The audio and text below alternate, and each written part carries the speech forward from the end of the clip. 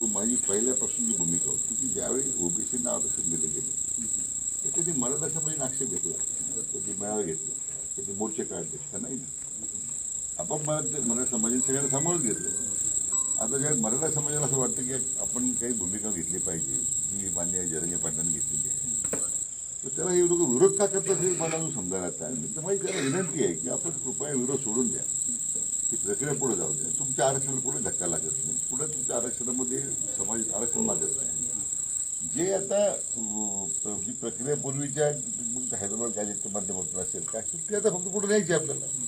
विरोध का तुम्ही करता? समाजाने मराठा समाजाने तुम्हाला कधी विरोध केलेला नाहीये, तुम्ही काय विरोध करता? कारण विनाकारण मग ही विषमता तयार होते.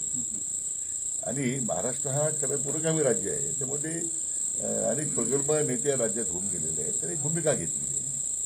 खरं 94ला मान्य शरद पवार साहेबांनी जर मंडल आयोगाची अंमलबजावणी करताना जर त्यावेळी समाजात समावेश केला असता तर हा प्रश्नच नसता. तर म्हणजे राज्याच्या एकूण सामाजिक विषमता निर्माण करण्यामध्ये राज्य समाजाच्या सामाजिक विषमता निर्माण करण्यामध्ये खरं जर कोण जबाबदार असेल तर पवारसाहेब काय त्यांनी त्याचा खुलासा केला पाहिजे.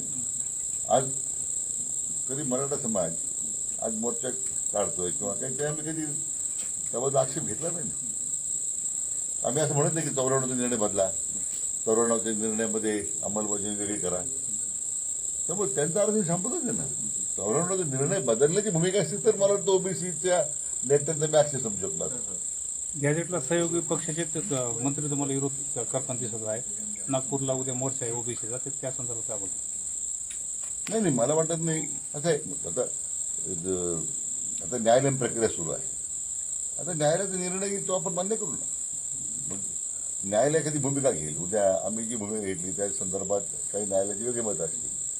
त्यामुळे शेवटी आम्ही ज्यावेळी कायद्याचं राज्य कायद्याचं राज्य असं म्हणतो, मग ते न्यायालयामध्ये एक न्यायपुरुष बाबा असताना त्यांच्या ओबीसी समाजाचीच लोक हैदराबाद गॅजेट चॅलेंज करण्यासाठी उच्च न्यायालयात गेलेले आहेत.